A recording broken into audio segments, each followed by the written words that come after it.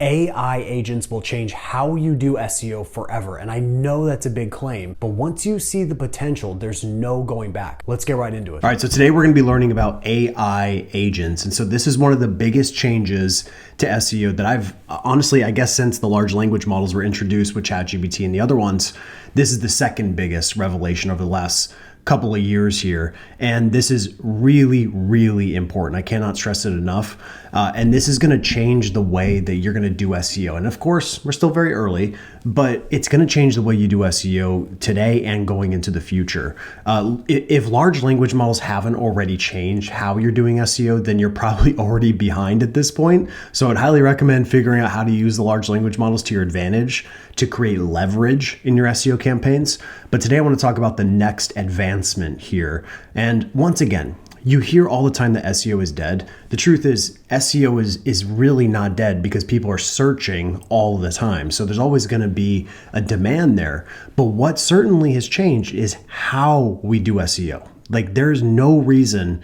And honestly, if you're still doing SEO the old way and doing a lot of like manual labor, then you're really not taking advantage of the new technology. So we want to be on the cutting edge of this because the goal is to get SEO results with as minimal work and effort as possible. The goal is not to working harder doesn't earn you anything when it comes to SEO. We should be trying to get results with as minimal effort, minimal resources as we possibly can. And AI agents are going to allow us to do that. Okay. So first, the difference between a large language model and an AI agent. So the first is a large language model is really focused on creation. Okay. So you can go into ChatGPT, you can use any of the models that you want, and it will allow you to obviously write copy. It'll allow you to do coding and a variety of other things. So it creates. Now, what it doesn't do is it doesn't go and take that content and put it on your website and format it and do all these other things. Okay. It doesn't act on your behalf. It creates, but the agent, this new introduction, will actually act on your behalf. It will actually do work for you. And I'll actually show you some real life examples. I've been testing this since this came out. I've been really obsessed, but I have tons of examples and I'm just very excited about this because it really is already changing the game. But let's set some realistic expectations here. It's still really early. Okay. I've done a lot of testing already with Operator, which is OpenAI's, primary general agent. And it is far from perfect. Okay. Very, very far from perfect. I'll be showing you some examples, but at this point, I'll talk about the downsides first, and then I'll show you the opportunities. So on the downsides, the operator is very slow. Okay. It makes a significant amount of mistakes, but this can be fixed with what I'll be showing you later. It struggles with kind of weird things that you wouldn't expect, like copying and pasting between two different windows. It really struggles with that. And it needs extreme micromanagement, which I'll be showing you in a second. So, when it does something, it will often ask you, should I continue with this task? So it's a little, you got to kind of micromanage it. It's not fully autonomous in that way. And I would say at this point, the AI agent, at least for Operator, it's basically worse than an average virtual assistant or VA. So if you took the most average VA on the planet, it's slightly worse than that. Okay. And that might seem like not a good situation, but the truth is that is pretty insane that it's even that close to being just an average VA. And what I'll be showing you is you can make it a lot better. Okay. As long as you give it really good tasks. Okay. So this is what Operator looks like inside of OpenAI. And this is not available everywhere in the world. It is, I think it was pretty much only rolled out in the US, but the truth is this thing is really blowing my mind. So now, of course, a lot of the examples they gave to kind of showcase this particular tool is ordering groceries and ordering food, and it can do all that. I've already tested that. I ordered some sushi on DoorDash. Yeah, it can do that silly stuff. But what I'm really interested in are the things that it can do to help us automate a lot of the work that we do, at least in the context of SEO. So what you're seeing right here these are tasks that I've been successful in implementing with this tool. Now I want to show you how to actually use it. So take a very, very simple example. We'll just say create a rankability content optimizer report. So what happens is you can save these tasks, and you'll see here, if you look at edit, it puts the SOP in here, and then you can go ahead and do this task. So what I've been doing is I've been saving it basically as a template. So I'll go ahead and click on this. And what it's going to do is I have these little placeholders. So for this one, we'll just do just a real quick example. We'll just do SEO, and we'll go to rankability, and then we're going to do United States, and then we'll do English. Okay. And so what we're going to do now is we're just going to run this, and I'm doing this live so you can see this is completely unedited, and you can see how this actually works. So I'll actually open this up so you can see it happening kind of live here. But basically what's going to happen is it's going to act on my behalf. Okay. And so the future of doing SEO work is going to be very similar to what you're seeing here. You're going to have a human who's going to go and assign this work to the agent, and the agent's going to go and do all this work for you. And then the human can act more as quality assurance. Okay. So as you can tell, like, I'm not touching anything here. This is just working on its own. My hands are completely off the keyboard and the mouse. So if you don't see the potential here, I don't know. I mean, it's just crazy to me. Like, just to see that this thing is acting on its own is really mind-blowing. So then this is the part I was talking about earlier about it does require some micromanagement. So you can see, like, it's going to ask you questions. So sometimes you just have to respond. But that, I think in the future, this will not be the case. I think it will be able to kind of, continue down the task. And right now, like I said, it's very, very early. But the point is like, it did exactly what I wanted it to do. Okay. So this task is already done. It created the content optimizer report, and it's good to go. And then what I'll show you is I'll actually go into rankability so I can prove that this actually is working. So we'll just sign in, and we'll go to content optimizer, and there it is. See, currently working. So it went ahead, created that content optimizer report for us. And we did not have to do anything except just give it something to work with, right? Just give it a template to work with. Okay, so that's just a very small example, but I just want to show you this is what's possible. Now, keep in mind, I do not recommend at this point giving it multiple layers of processes. Okay, so for example, if we go back to the main one here, you'll see a lot of these are singular type of tasks. Okay, like kind of very simple, but even something as simple as just doing let's say a batch report here. You can see that there's literally 8, and actually this is wrong, but there's 7 steps here to run this. Okay, 7 steps just to create a batch rankability report. Okay, that's a lot of steps. So just imagine if you had to do something more complex, right? And I've already tested more complex type of procedures, and it does not work very well. Okay, as soon as you start adding multiple layers, things start to really break down. So for example, like if you try to have it create content for you with ChatGPT, it can log into ChatGPT and like run prompts for you, but I haven't seen it do very well with that quite yet. But I do think that's coming very soon. I think it's coming very, very soon. But for now, I would treat this more as like these really simple tasks. So like even creating an SEO campaign folder in Google Drive, right? Very simple task, but I can have it log into Google, create that campaign folder, and it just does that for me. And this is stuff like, once again, yes, you could do this on your own, and you could probably do it faster at this point. But I can tell you in the future, you will not be faster.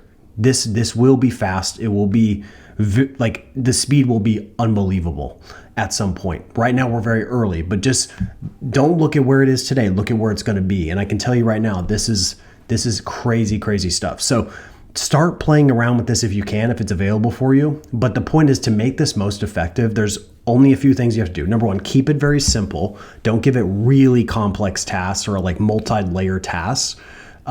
Number two, make sure you're very detailed with their SOPs.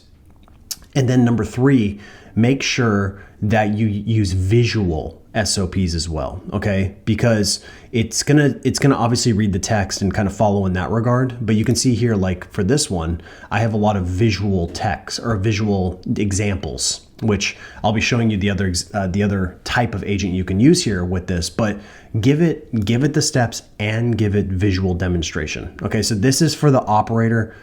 play around with this. Now what I want to do is I want to show you deep research. Okay, this is another agent that they released recently, and this is available to pretty much everyone, I believe. Okay, so a quick word from the sponsor of this video, Search Intelligence. So you can go to digital.pr, but basically what they're going to allow you to do, and we talked a lot about automation today, and one of the ways you can automate your business and scale your business is to not do some of the work that maybe you're not an expert in. And so when you use a company like Search Intelligence, they're going to go and do digital PR for you to get the most powerful backlinks. And so going forward, when it comes to SEO, content it's starting to feel like a commodity. And so how does Google and these other large language models, how are they going to differentiate between websites?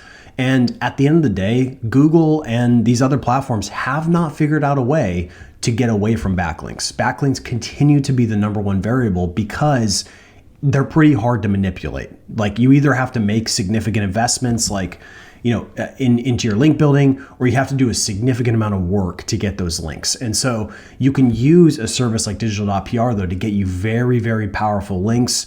And this will help you grow your website authority and ultimately build that trust. And ultimately help you differentiate from the competitors, because it's not just a game of content, it's also a game of user experience and authority that you're building off of your website via link building. So highly recommend using them. Just go to digital.pr to learn more. Okay, so the next huge development that's going on right now with these agents is deep research. Okay, and so this one's much more subtle, but man, it is crazy what we can do now. And man, once again, just eliminating so much busy work. And so if you've been doing SEO for a long time, you've been doing link building for a long time, there's just a ton of busy work to do. And I don't believe we're going to need to be doing it very much longer. Okay, so here's an example. So what you can do is you can go ahead and play with basically any of these models. Once again, I have the premium account with ChatGPT, so these may not be showing up, but eventually they probably will. But even in GPT 4.0, you can see deep research. Okay, so you just click on this little button, and then you can use this deep research function, which is essentially what it does is it's gonna crawl Bing, it's gonna crawl websites in general, and then it's gonna give you a ton of research on any topic that you're interested in. Feed it a keyword phrase. And then what it did is it researched this one topic about, do keywords still matter? So what I have now is in my content, I can reference these different citations, right? I can talk about my opinion about this topic. Then I can look at the sources, and then I can create a very comprehensive, answer to this question. And so what this does, it basically does all your SEO content research for you. So you don't even need to open up Google. You don't even open up Bing, whatever you're using, because it literally gives you everything. And then from here, you can build out a really, really comprehensive piece of content. So while the content side of this is amazing, and there's just so much opportunity to do like insane research for all of your topics, but the other way we can use is actually on the link building front. And I haven't seen anyone talk about this yet, but man, this is going to save so much time. So for example, what I did here is I used it to do donation link building for me. So to do that prospecting. And so what I did is I uploaded this SOP, which all these SOPs are available in Gotcha SEO Academy, but this is the type of SOP that you need. So obviously, making sure that it's very detailed and showing the visuals, and then uploading it. So now it has something to work with. Then from there, you're going to give it the project. And within about 9 minutes, you can see how many opportunities it gave me right away, and very organized. And I fact checked these, they're all legitimate. And I felt like it didn't give me enough, so I had to do even more. Okay, and I did another 20. And following the criteria, it took about 19 minutes. So that was a total of about 30 minutes or so to do this work. And you can see here that it completed it very, very well. And now we're left with some solid opportunities to sponsor some programs. But the point is, it did that really heavy lifting for doing the prospecting. Okay, and once again, this is very early, so this is not going to be perfect by any means, but just look at the potential. Imagine if you never had to do link prospecting again, and take this up another notch. Okay, imagine if you didn't have to actually do the outreach either. That's going to happen. So right now, we're going to be able to, into the future, I should say, we're going to be able to do the link prospecting with the agent. Then we're going to be able to do the outreach with the agent as well. Okay, so another example here, this is for list post link building, just to give you another idea. And basically, in this one, I gave it a little more steps to follow, and I told it to get me contact information as well. So you can see this is for finding lists of like the best content optimization tools. And you can see it gave me a bunch of link opportunities along with specific emails in some cases, and sometimes just the contact form. But regardless, there's so like, this is to me is just mind blowing. And this means now I can go out and reach out to these specific websites and request a link, right? And so right now there's still going to be a lot of human intervention here, but like I mentioned, this is definitely going to evolve to a point where the agent can do the prospecting, the agent can develop the outreach strategy, and the agent can actually do the outreach. Okay, so that would mean that basically your whole link building process could be fully automated at some point, right? And plus, the agent can also see how the outreach is performing and adjust its strategy. And you basically are just operating as the head of all of this. And I'll be talking about what that looks like right now. So like I said, I don't want to get too futuristic about this, but this is the reality of this is things are moving very, very fast. And I think right now is a time to really figure this stuff out, because I think this is more of what the future is going to look like. And I think there's going to be a lot of companies that don't have a lot of humans. I don't see a situation where there's going to be a lot of huge teams anymore. I think that was kind of cool, for a while there. It's like, oh, if your company has a lot of employees, that implies that you're successful. I don't actually think that's going to be the case anymore. I think what matters is the businesses that are going to survive in this new world are the ones that are going to have the most leverage and are going to be able to do things much more effectively and efficiently using the technology at our disposal. These are just tools, right? The agents are tools, the large language models are tools. And if you're not using the best tools to do work, then you're probably going to lose long term because other people are. So the point is, though, this is what I think is likely to happen is you're going to have a human kind of at the head of this. And there might be, a human for each of these models. Maybe this is a, SEO agent / large language model focus. This one's more about, let's say, Facebook ads. And this one's more about, let's say, sales outreach. Okay. So each of these would be kind of its own divisions. And maybe you have a human operating in each of these silos and then obviously working with each other. But you see that how this is changing. And the truth is the vision is something right now that cannot be replaced, right? The human has to lay out the vision, has to figure out the goals, has to know what problems they want to solve. These are just tools that help us do that. They're not doing these things on their own yet, at least, okay? Strategy, this is an area where I want to say humans can only do it, but the truth is at some point I would imagine the AI can develop pretty significantly good strategy based on all the information that they have. So this is one of those questionable ones. Systems, once again, humans are really gonna need to be involved in that to make sure that it's working really well and using quality assurance and all that good stuff to make sure that it's fully functional. But the truth is to build the initial system, you probably can use AI to do that for you. And then the human can come in and refine it and optimize it and test it. And then lastly, agent management. That's going to be a big role, is just managing these agents to ensure that they're doing the work well. You're going to need to train the agents, as I showed earlier with Operator, and they're going to make mistakes, just like humans. So there's going to be continual work. So I do think, we're entering it's really, I hate to say this, it's so like corny and generic, but it really is unprecedented times. I mean, this is just crazy that we actually have bots doing a lot of work now. And it's only going to get more intense in this way. And so if you basically to survive kind of in this new world, you're really going to have to focus on mastering these agents, making them do the work for you. The more work they can do for you, the more you can focus on the higher impact stuff that's going to make a big difference in your business. So for example, identifying those things that the agents can't do. What are those things that they can't do? Well, number one, in the context of my business, they can't record my YouTube videos yet, right? They can't do that. They're not me, so they can't record my YouTube videos. So that's an advantage that I have. Number two, they can't go on coaching calls with humans, right? Like at least right now, maybe with deep fakes, they might be able to, but at least in a practical environment, no one can replace a human to human interaction. And so that detail is going to be really important going forward, is like building relationships with your audience and building relationships with your customers and your employees. Like that's going to be the glue that holds us together. As far as doing a lot of the more technical work, I mean, it's going to be hard to beat an agent that works 24/7, doesn't complain, doesn't want vacation, and doesn't really want to do anything except do the work that we tell it to do. So that's going to be hard for a human to compete against. I don't know how that will happen. But as far as laying out the vision and ultimately trying to build a business that solves problems and is helping humans, that's still going to be human-led here for the time being. So, but take advantage of this technology. Like start playing around with it. And you will start to see when you start to, it's like, once you open Pandora's box, there's no going back.